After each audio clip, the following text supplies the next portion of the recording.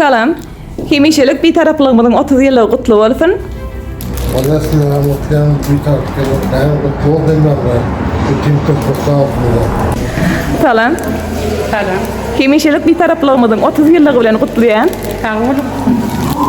Sizin bütün Türkmen halkının bir tarafı bayramçılık okuduklarıyla kutlu olsun. Bir şeyde acayip zamanında harakı turmuşta yaşayan ve deyten bu yani. Bütün Türkmen halkının bayramı kutlu olsun. Canlar, sağ vakitleri hoş olsun. Her bana şu vakti bir tarafı bayramçılığın yarısında kallar aylandık. Eylül'de birazcık rahat vermek oldu. Kutlu olsun. Öyle sağ olun. Salam.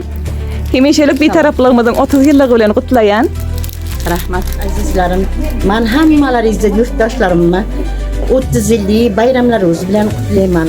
Hammalaringizga uzoq umr, jon sog'lik, hamisha bayramlaringiz shundoq bellanib tursin. Turkmaniston yurtlarimiz tinchlik bo'lsin. Hamisha bayramchilik bo'lib tursin.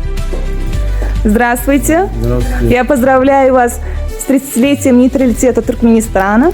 И вас также поздравляю с нейтралитет Туркменистана. Я желаю, чтобы Туркменистан был спокойным, мирным и процветал.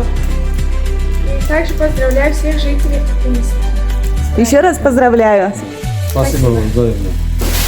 Akliğinde hemişelik bir taraflığımızın 30 yılı bile kutlayar. Salam. Selam. Hemişelik bir taraflığımızın 30 yıllığı kutlu olsun.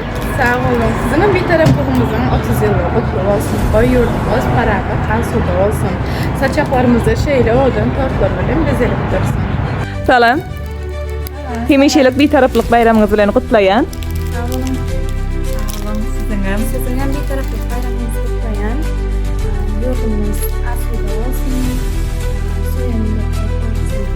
Böyle koyu olasın sizden bir taraflık bayramı kutlu olsun. Türkmenistan'ın gelişmiş bir taraftan 30 yılı kutlayan. Ne geçen dükkanlarından hemişelik bir taraf bayramı bile kutlayar.